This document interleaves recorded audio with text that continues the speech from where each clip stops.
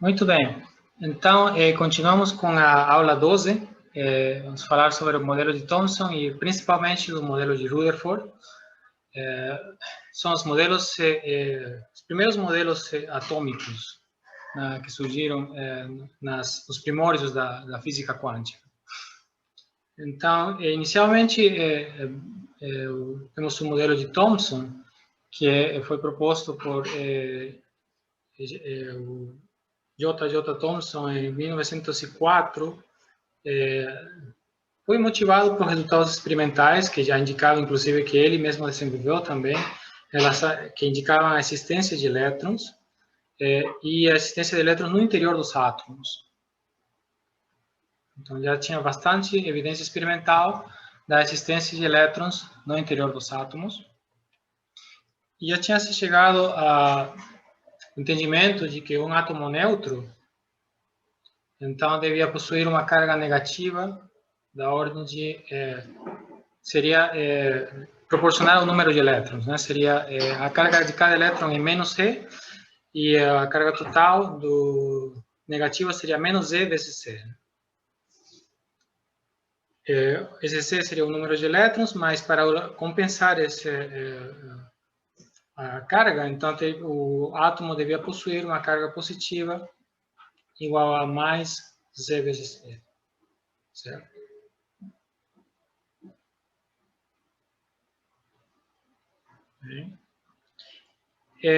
Também já se conhecia, pelos inclusive experimentos que o Thomson desenvolveu, que a massa do elétron seria bem pequena. Então, a massa do elétron seria bem pequena em relação à massa do átomo. Portanto, a maior parte do átomo devia possuir carga positiva. Se chegar a essa conclusão, devido a comparando a massa do elétron com a massa do átomo. Então, juntando esses ingredientes, o Thomson propôs que os elétrons, propôs o chamado modelo de Thomson, né? Também chamado modelo do pudim de ameixas, que ele propôs um modelo em que o átomo ele estaria constituído por elétrons, mas os elétrons seriam partículas que estão localizadas numa distribuição contínua de carga positiva.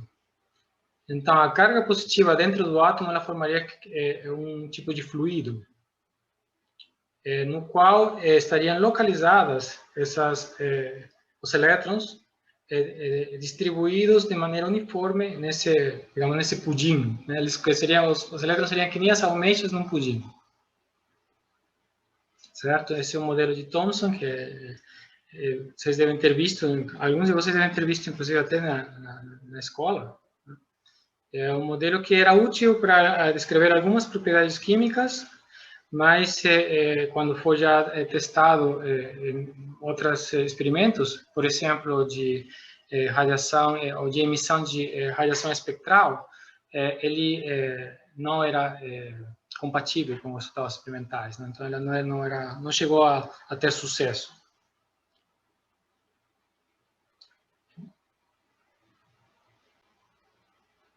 Muito bem, então esse é o modelo de Thomson, chamado de modelo de pudim, né? Pudim de ameixas. Teríamos uma distribuição contínua da carga positiva. Esse aqui seria, por exemplo, um fluido de carga positiva, e teríamos as partículas de carga negativa, que seriam os elétrons.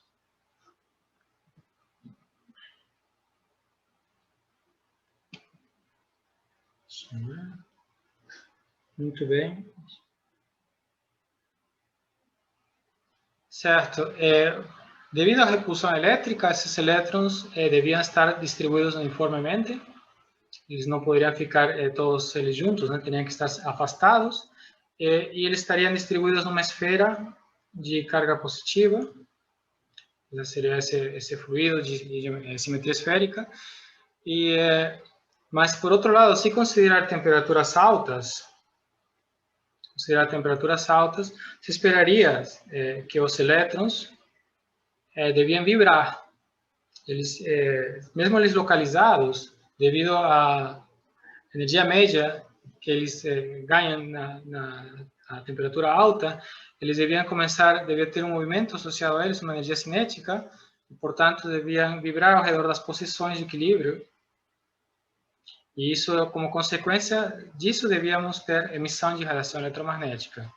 E de fato, tem vários átomos apresentam emissão de radiação eletromagnética, porém, seguindo esse modelo, se chegaria à conclusão que a emissão devia ser, o espectro de emissão devia ser um espectro contínuo, enquanto resultados experimentais indicavam que a emissão o espectro de emissão atômica seguia uma série de linhas, chamadas linhas espectrais, que corresponderiam a um espectro discreto.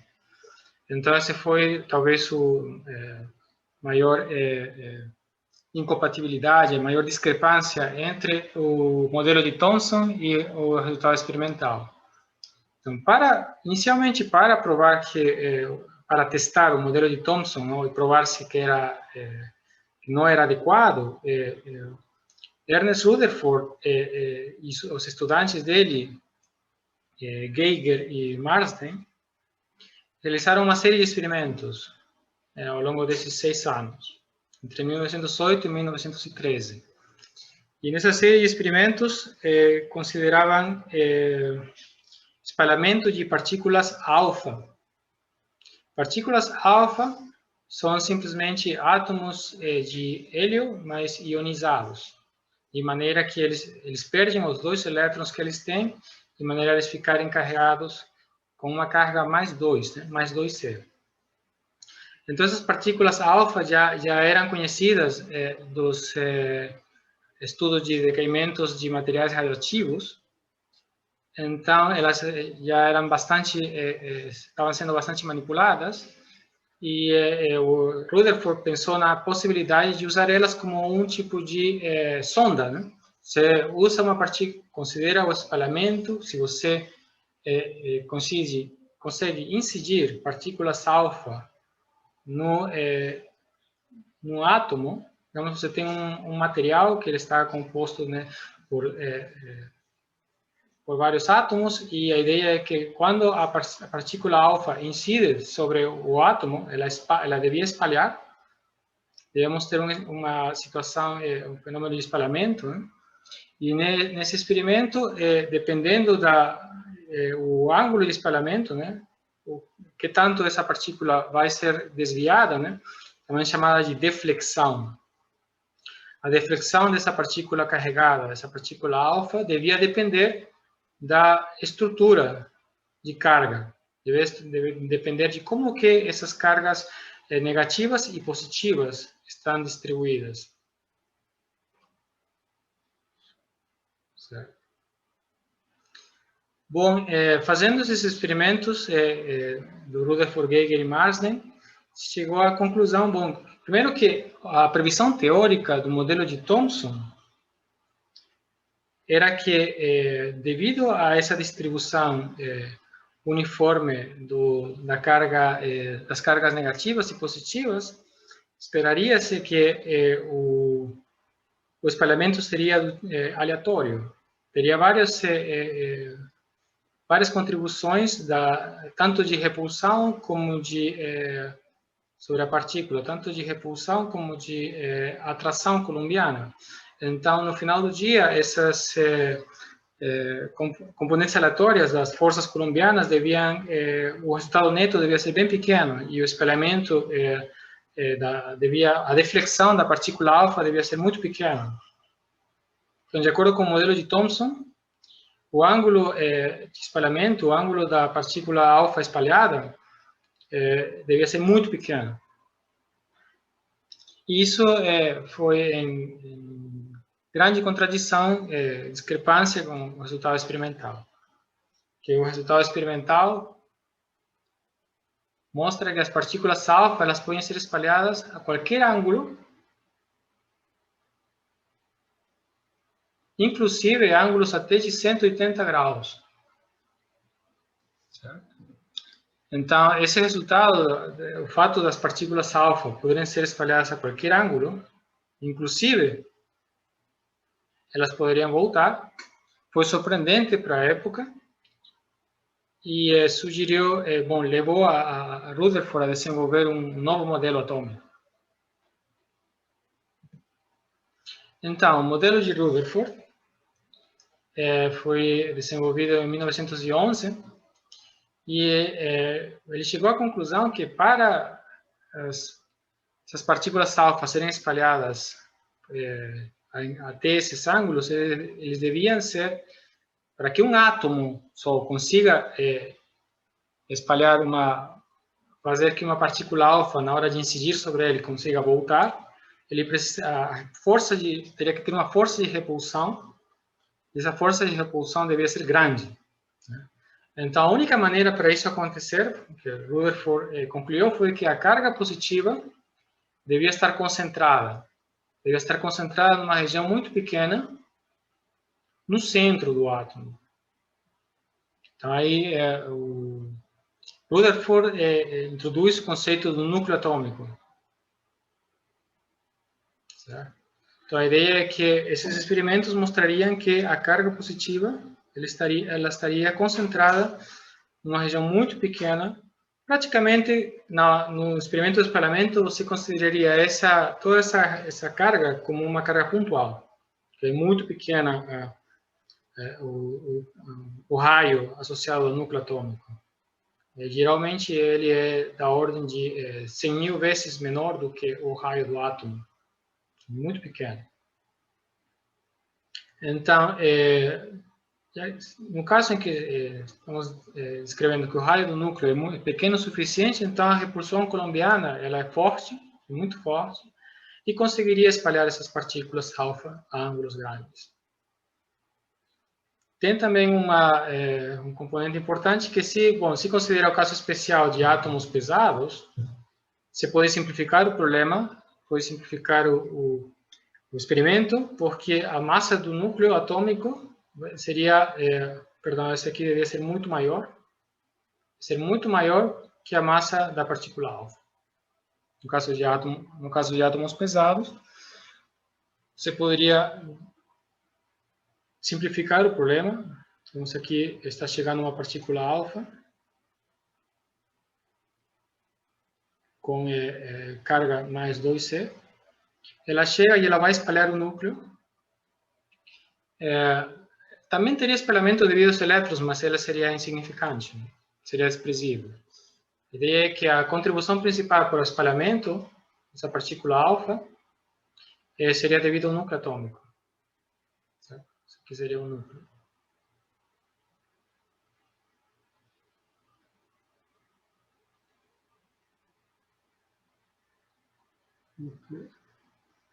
Certo? Então, no caso em que a massa do núcleo é muito maior do que a massa da partícula alfa, nós teríamos de que esse núcleo atômico ele estaria em repouso. Ele estaria em repouso antes e depois da colisão. Né? Certo? Você considera um átomo onde inicialmente o núcleo está em repouso, mas alguém poderia pensar de que após a colisão o núcleo poderia ganhar um momento, né? Mas devido a que esse núcleo é tão pesado em relação à partícula alfa, então a transferência de momento é muito pequena. Então ele efetivamente só espalha a partícula alfa e ele permanece em repouso. Temos também que a velocidade das partículas alfa nesse experimento é mais ou menos dessa ordem. E 1/20 da velocidade da luz. Então, ela não é uma velocidade ainda relativística, então o problema pode ser descrito usando a mecânica clássica. Então, é um dos típicos exemplos de espalhamento de Rutherford, que é muito bem descrito pela mecânica clássica. Então, o problema na mecânica clássica se trata do seguinte: nós temos, imagina uma partícula alfa, ela teria carga mais 2C, né? Mas para generalizar, considerar o caso de partículas com outras cargas, considerar que ela tem uma carga mais Z vezes C. Temos uma partícula incidente, partícula alfa, ela está incidindo aqui com uma velocidade, ela tem uma massa m e uma velocidade v. Ela incide, ela se aproxima do núcleo, esse aqui é o núcleo atômico,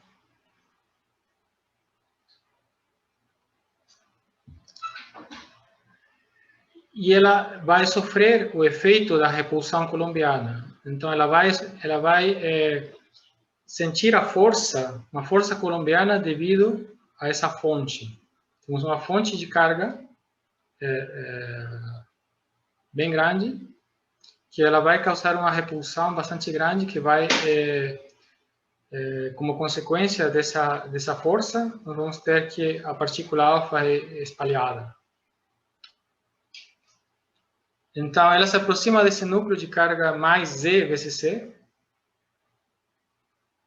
e após a colisão, então a partícula volta a viajar como uma linha reta. Isso seria o estado final, isso aqui seria o estado inicial. Aqui de novo temos a partícula alfa no estado final.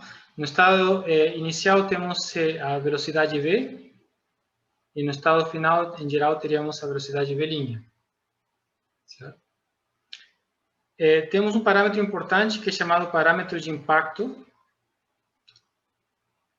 que é a distância entre a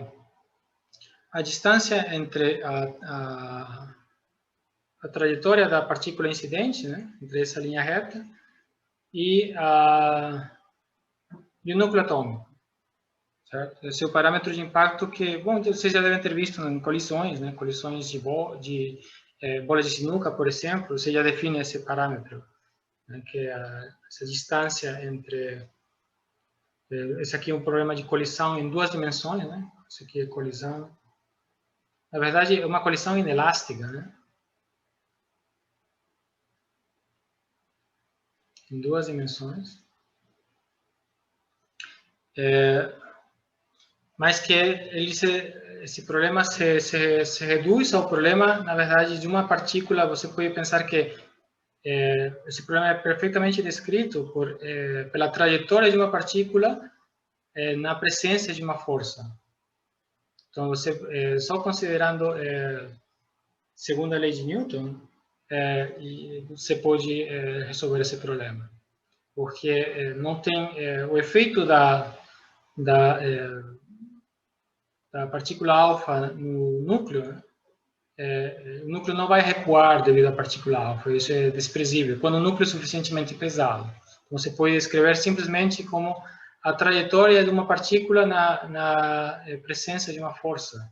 Ela vai estar sujeita a uma força. Certo? Muito bem. Então, teríamos em geral um parâmetro de impacto final também. Estaria escrevendo a distância entre essa assíntota, digamos, essa linha reta final e o que seria a distância em relação ao núcleo atômico. Né? Você faz a projeção. Né? Certo? Você compara com uma outra linha paralela que atravessa o núcleo atômico. Né? Certo? Agora, vocês devem ter percebido de que essa trajetória tem a forma de uma hipérbola. E, de fato, é uma hipérbola. Nós vamos ver que, resolvendo as equações de movimento, você chega à equação da trajetória da partícula, usando a segunda lei de Newton, chega às equações de movimento e podemos, a partir das equações de movimento, chegar à equação da trajetória. As equações de movimento vão ter uma forma desse tipo, né? Massa vezes aceleração igual a força, né? Essa vai nos levar às equações de segunda lei de Newton, né? Vamos ver, por exemplo, que o momento angular, nesse problema, ele é constante, porque essa força é uma força central. Certo? Muito bem. Então, vamos desenvolver vamos ver como chegamos nessa trajetória. Então, a trajetória, como eu falei, é descrita em duas dimensões, né, no plano XY, por exemplo, E é conveniente trabalhar com coordenadas polares, RFI. Não sei se eu cheguei a mostrar aqui. Essa aqui seria a posição da partícula alfa num instante de tempo, né? Ela estaria descrita pelas coordenadas R e φ, onde φ seria o ângulo que é formado com esse eixo horizontal, mas olhando esse eixo horizontal seria definido positivo para partícula incidente, né? E negativo seria do lado oposto, né? Sentido oposto. Então seria essa trajetória vai ser descrita por essas coordenadas R e φ.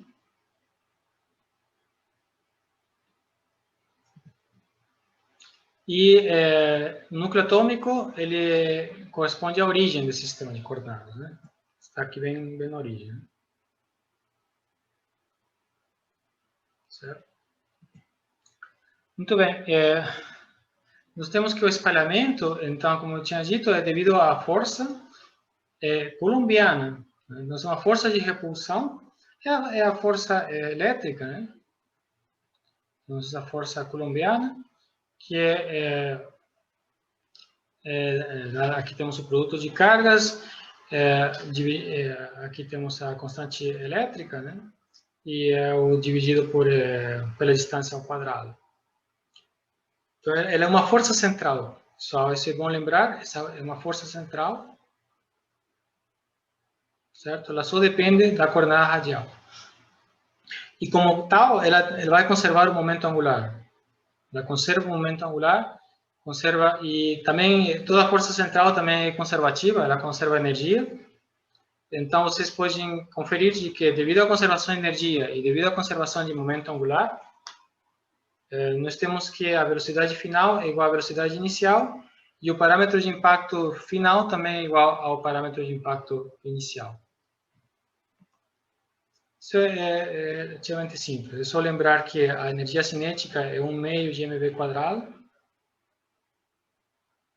E lembrar que inicialmente, quando você tem a trajetória na linha reta, o momento angular é m vezes v vezes b. Seria momento, que seria mv, momento linear, vezes o parâmetro de impacto. Certo? E ele é preservado, então, portanto, você tem que... O momento angular é preservado, a energia cinética inicial vai ser igual à energia cinética final. Em geral, porque aqui, pessoal, a energia cinética inicial é 1 meio de mv², a energia potencial inicial é zero, certo? Porque ela está lá no infinito, né? Vai infinito. Aqui, de novo, a energia potencial final é zero, e a energia cinética final é 1 meio de mv². Certo? Você pode também calcular o momento angular inicial e final, mas eles têm que ser iguais, né? Que nem as energias cinéticas. Muito bem. Então, isso simplifica bastante o problema. E tem um caso especial, que é o caso da colisão frontal. Na colisão frontal, nós temos que o parâmetro de impacto é zero. E nesse caso, a colisão passa a acontecer somente em uma dimensão. Colisão frontal seria o caso em que B é igual a zero, então simplesmente a partícula vai ir e voltar. Vai colidir, vai chegar a uma distância mínima e ela vai voltar. Essa distância mínima vai ter uma distância de maior aproximação. Ela é simplesmente dada pela condição em que a energia cinética é igual à energia potencial é igual à energia cinética inicial. Energia potencial nesse ponto de aproximação, né? D. Certo?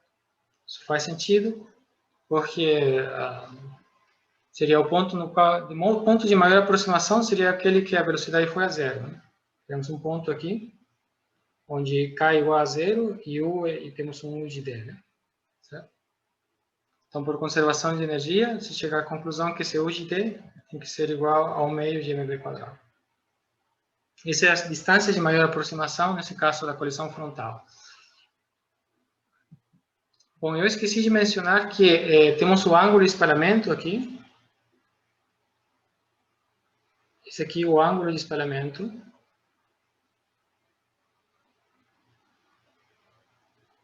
ver direitinho.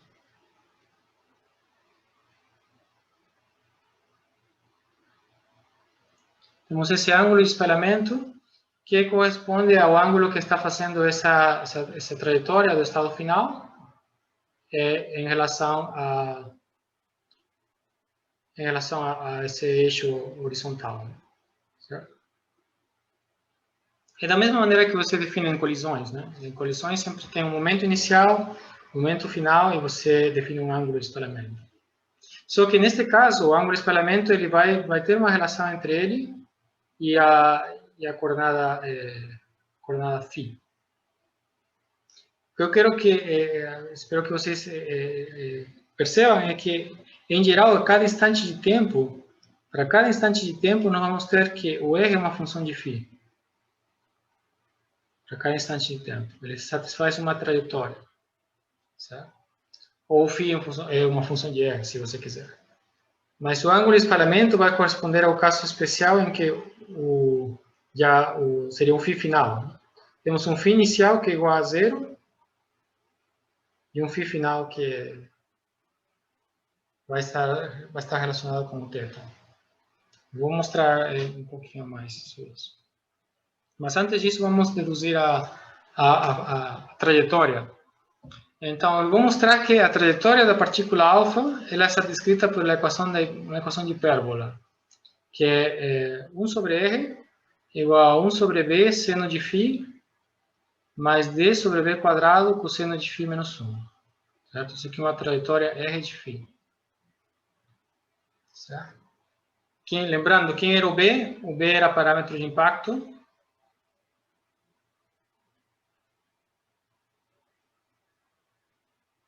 E o D era a menor distância, né? Distância de maior aproximação. De maior aproximação para B igual a zero. No caso, ou na colisão frontal, né? Certo? Então, essa seria a equação que nós vamos mostrar, que descreve a trajetória da partícula alfa para diferentes instantes. Né? Ela é descrita por essa hipérbola. Muito bem, a maneira de mostrar é a partir das equações de movimento. Nós temos que, essa aqui seria a segunda lei de Newton. Ela nos vai fornecer duas equações. Esse aqui corresponde à parte radial, esse aqui vai corresponder à parte angular. A parte radial, ela nos descreve como que a coordenada radial varia com o tempo. Esse ponto aqui é derivado em relação ao tempo. R ponto seria a derivada de R em relação ao tempo. É a mesma coisa φ ponto, né? Φ ponto seria a derivada de φ em relação ao tempo. Então, a segunda lei de Newton nos leva a essa equação do setor radial e essa outra equação no setor angular que nos diz que o momento angular é constante. Isso já era esperado porque é um problema de força central. Lembrando que a força é central e nós podemos é conveniente chamar toda essa constante aqui e dar um nome para ela, C. Desse nome. Então, agora é só tem que manipular essas duas equações de movimento e quando vocês manipulam essas equações, combinam essas duas equações, vocês, por exemplo, percebem que poderiam escrever o φ ponto em função de L, né? Que é uma constante. Certo? E também vão perceber que é interessante definir uma variável U igual a 1 sobre R. Então, isso ajuda bastante. Então, é só combinar essas duas equações, por aí fazer variação, regra da cadeia. Por exemplo, que dr dt é igual a dr de φ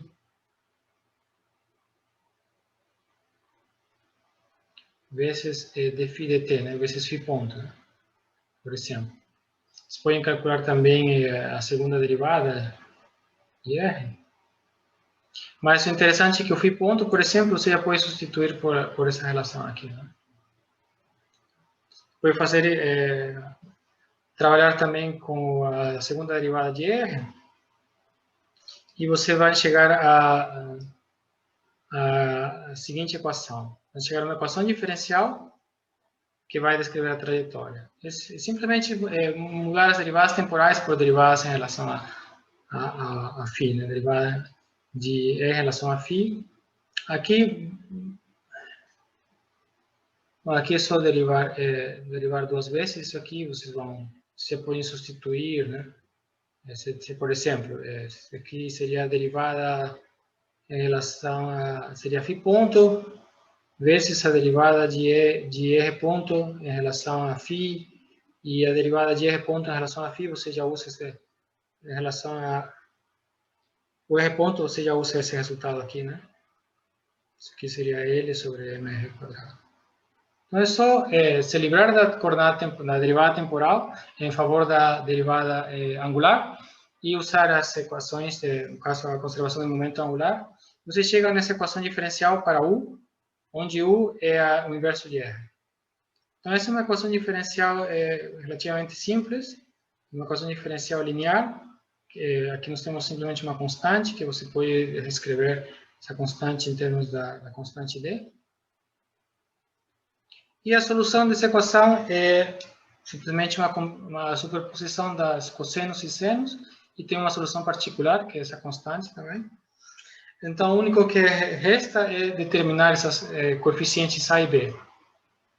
Os coeficientes A e B são determinados pelas condições iniciais. Quando φ vai a zero, nós temos que R vai a infinito, e a derivada de R, a velocidade seria menos V, né, que está se aproximando. Usando essas condições iniciais, você determina quem seria o A e o B. Isso é bem simples, substituir a solução geral, vocês descobrem quem é o A e o B. E o que é interessante é que todos eles são completamente descritos pelos parâmetros D e B. Então, no final do dia, pessoal, nós temos que a equação que descreve a trajetória da partícula alfa é completamente descrita pelo parâmetro de impacto.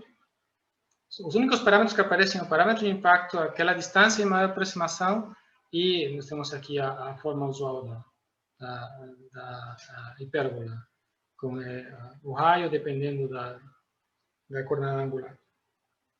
E só para terminar de escrever essa parte, o ângulo de espalhamento, então, como eu tinha mencionado, seria ele é o suplemento do φ quando R vai infinito, né? Voltando aqui, o ângulo de espalhamento corresponderia ao caso em que R vai infinito, mas o φ vai a zero, né? Então seria o estado final.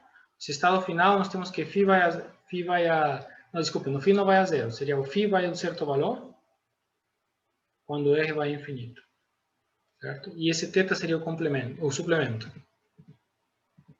Seria π menos φ quando R vai a infinito.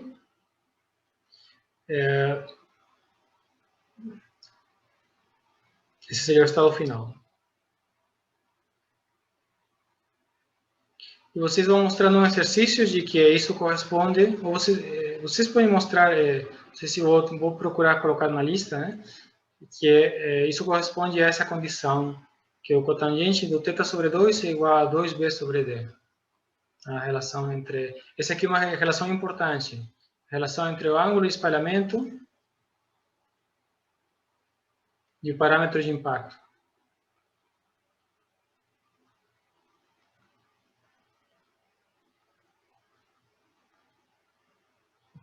Certo? E só para terminar, pessoal, vamos ver como que esse resultado do Rutherford. O modelo de Rutherford descreve muito bem um experimento, que no experimento você consegue considerar várias partículas alfa incidindo sobre um material, e então você tem que considerar um material que tenha, por exemplo, uma área transversa, uma área transversal, né, de 1 centímetro quadrado, e você modela os diferentes átomos por pequenas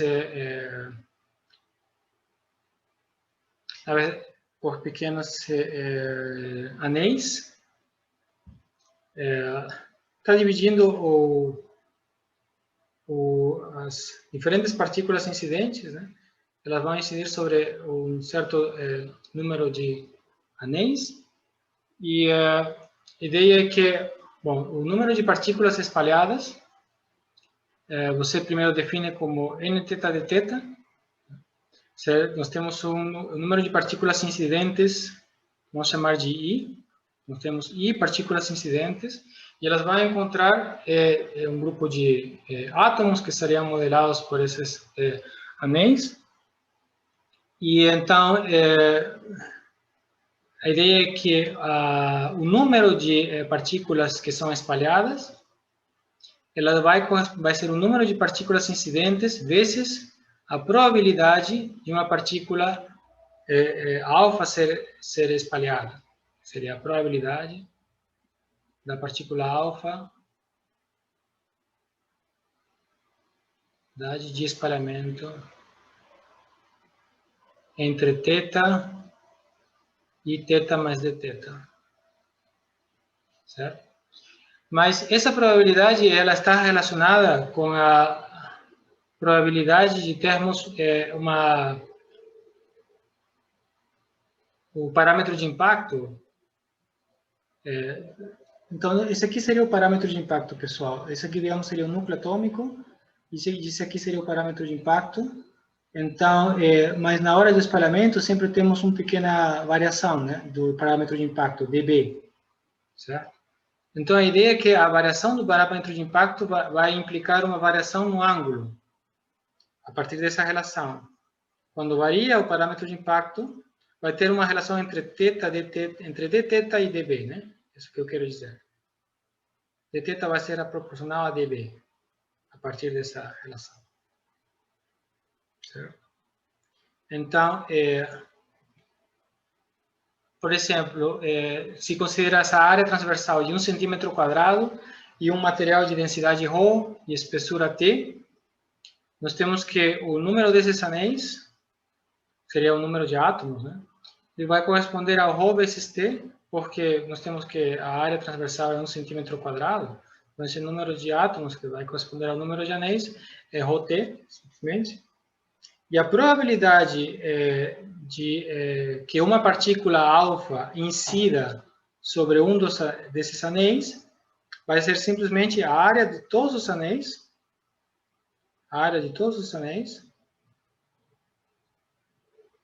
dividida pela área total. Certo?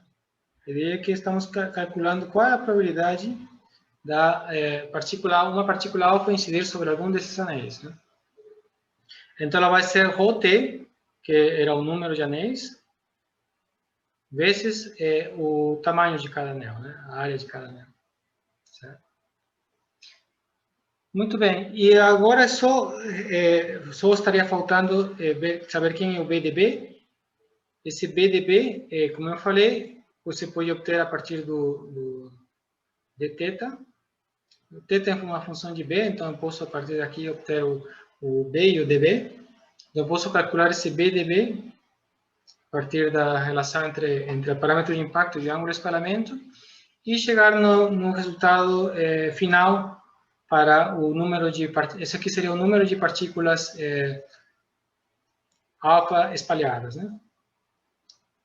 Entre um ângulo θ e θ mais dθ, né? Seria entre um ângulo θ e θ mais dθ. Certo? Então, é só juntar essas relações e chegar a essa fórmula de Rutherford, que é a previsão teórica para o experimento de Rutherford. E ela está em perfeito acordo com os resultados experimentais. Certo? E, pessoal, só uma pequena correção. Na verdade, a colisão de Rutherford, o experimento de Rutherford, corresponde a uma colisão elástica em 2 dimensões. E o motivo é o seguinte: a energia cinética inicial da partícula alfa, nós vimos que seria 1 meio de mv², enquanto a energia potencial é 0. porque corresponde a uma distância muito grande, então, o R é infinito, né? Infinito, e a energia potencial associada ao potencial colombiano iria a zero. Agora, no estado final, nós temos de novo que a energia potencial vai a zero, então a energia potencial final é zero, no estado final, enquanto a energia cinética do estado inicial, em geral seria um meio de mv' quadrado, né? Mas nós vimos que o v' é igual a v. Na verdade, a energia total é conservada, então, no final do dia, chegamos à conclusão que a energia cinética do estado final é igual à energia cinética do estado inicial. Como elas são iguais, então concluímos que a colisão de Rutherford é uma colisão elástica em duas dimensões.